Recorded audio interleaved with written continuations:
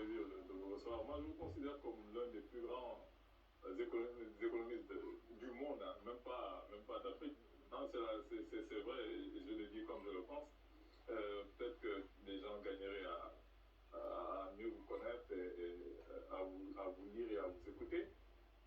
Cet ouvrage, comme je l'ai dit tout à l'heure, c'est un ouvrage assez culte. C'est vrai qui nous parle du franc CFA, comme on ne le comprend pas beaucoup, malheureusement.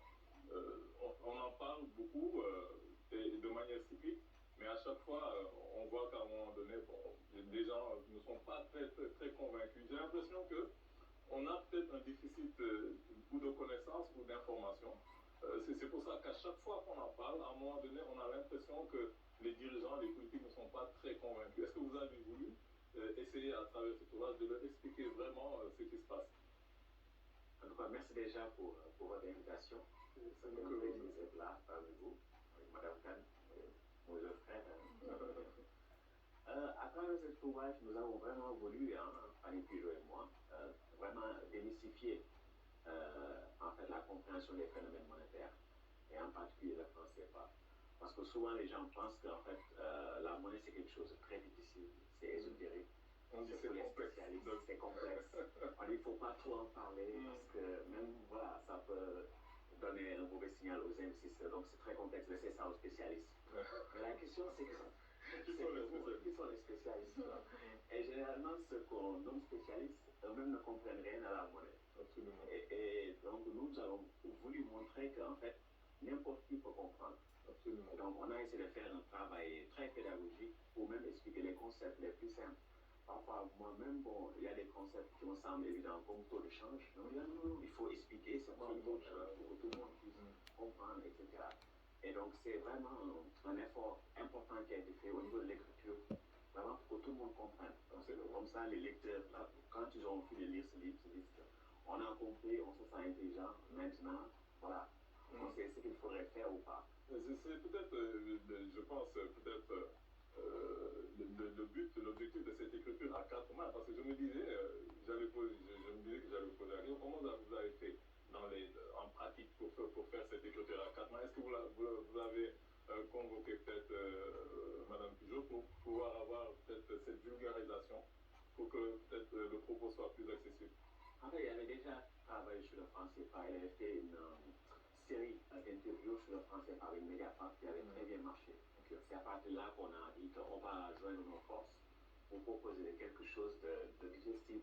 Donc presque chaque chapitre, on a dû l'écrire, en tout cas travailler sur diversion. C'est-à-dire qu'à chaque fois on a dû faire quelque chose, c'est très compliqué, c'est pas clair. Vraiment, au niveau de l'écriture, on s'est beaucoup donné et pour que les gens vraiment puissent comprendre le CFA. Donc ça a été, en fait, tous les chapitres ont été écrits par nous de notre manière basique, c'est-à-dire certains chapitres où je suis plus à l'aise, donc j'ai commencé, d'autres, ça a été plutôt elle, mais à chaque fois il y a eu des allers-retours, juste pour que tout le monde puisse comprendre. Parce que la première question que les gens se posent dès le départ, est-ce que le franc CFA est une monnaie coloniale? Ou bien est-ce qu'il est toujours une monnaie coloniale? Bon, nous, on dit que c'est une monnaie coloniale. Et la manière dont nous définissons ce qui est colonial ou pas, c'est à travers les mécanismes. Parce que le franc CFA a été créé en 1945, 26 décembre 1945, donc au lendemain de la Deuxième Guerre mondiale, contexte où l'économie française était détruite et devait être reconstruite. Et donc, c'est là où le général de Gaulle, en gouvernement provisoire, ils ont créé le franc CFA qui s'appelait Franc des colonies françaises d'Afrique. Et donc, le CFA circulait, en tout cas dans la partie subsaharienne de l'Afrique. Et donc, c'était une monnaie unique et qui, de manière surprenante, avait une valeur externe supérieure à celle du franc. C'est-à-dire que quand le CFA a été créé, un CFA s'est changé contre 1,70 francs français. Et en 1948, un CFA était égal à 2 francs français. Ce n'était pas le cas en tout cas, du côté de l'Empire britannique, parce que, en fait, en tout cas, l'Angleterre avait donné une parité, en tout cas, plus en phase avec les fondamentaux économiques de ses colonies en Afrique, etc. Mais la France a fait ça d'une certaine manière pour, en tout cas, récupérer les parts de marché qu'elle avait perdues durant la guerre auprès de ses anciennes colonies, mais également pour avoir accès à des marchés captifs, etc. Donc on pas comprendre le franc CFA, en tout cas sans le contexte de la Deuxième Guerre mondiale, où la France était détruite et avait besoin en tout cas, de se reconstruire et avoir accès à des marchés captifs, à acheter des matières premières dans sa propre monnaie, etc. Et aussi avoir un peu d'indépendance économique par rapport aux États-Unis. Absolument. Et vous nous expliquez que l'acronyme CFA, c'est-à-dire que c'est un système en fait. C'est même pas le fait que ça s'appelle franc CFA, parce que je pense que pour les pays asiatiques, c'était le CFP, je pense, le franc des pays du Pacifique, il y avait beaucoup de différences. Et même les pays du Maghreb, ils avaient ils étaient dans le même système, que ce soit le Maroc, que ce soit la Tunisie et autres, mais ils n'avaient pas les mêmes noms. Donc parfois, c'est pas une question de nom, c'est une question de système. C'est une question de système, parce qu'il y a des piliers qui ont été posés en 1945. C'est-à-dire que toutes ces monnaies de la zone franc, qu'il s'agisse de la Tunisie, l'Algérie, le Maroc, le Vietnam, tous ces territoires dans le Pacifique, leur monnaie était fixée à la monnaie française, au franc. Il y avait le principe, il y a toujours le principe de la libre transférabilité, c'est-à-dire les capitaux peuvent se déplacer librement entre la France et ses colonies, les revenus également, profits, dividendes, etc. Les réserves de change étaient contrôlées aussi par la France. Et donc ça, c'était en 1945, c'est toujours là. Donc quand on dit que c'est une monnaie coloniale, c'est que c'est les principes qu'il faut voir. C'est pas parce qu'on a changé le nom ou la gestion, parce que maintenant les banques centrales ne sont plus à Paris, mais c'est à Dakar et Yaoundé. C'est les Africains qui y sont, mais qui sont sous la tutelle légale de la France et des autorités de l'Union économique et monétaire de l'eurozone. Donc ça, c'est des documents légaux qui disent que cette banque centrale-là, elle est sous la tutelle du Trésor français. Et d'une certaine manière, pour voir en tout cas le caractère colonial, c'est que quand un pays est en difficulté avec la France, ou quand il y a des dirigeants qui veulent avoir un peu plus de souveraineté vis-à-vis de la France peut utiliser le système CFA à travers la Banque centrale. Par exemple, Côte d'Ivoire en 2011, sous Gbagbo, quand il y a eu le conflit électoral entre Ouattara et Gbagbo, Mali en 2022 et Niger depuis juillet 2023. La France a utilisé la BCEAO, Banque centrale de l'Ouest, pour leur dire mais bon, il faut prévenir, enfin, il faut empêcher ces gouvernements d'avoir accès à leur propre compte. C'est-à-dire que la Banque centrale est censée être la banque du gouvernement. Et le gouvernement n'a plus accès à ses propres comptes. Donc nous donnons ce droit-là à la France de piloter notre système monétaire et de sanctionner directement nos gouvernements. Absolument. Donc c'est un système colonial. Absolument. Et peut-être juste deux questions, parce que je sais que deux ou bien une seule question. Mes camarades ont beaucoup de choses à dire. C'est d'abord par rapport à l'argument vraiment massue que les gens donnent toujours, c'est la garantie. Que voilà, c'est une monnaie qui est garantie par la France. Et nous, qui sommes peut-être plus aussi jeunes que ça, on se rappelle de 1994 comme si c'était hier.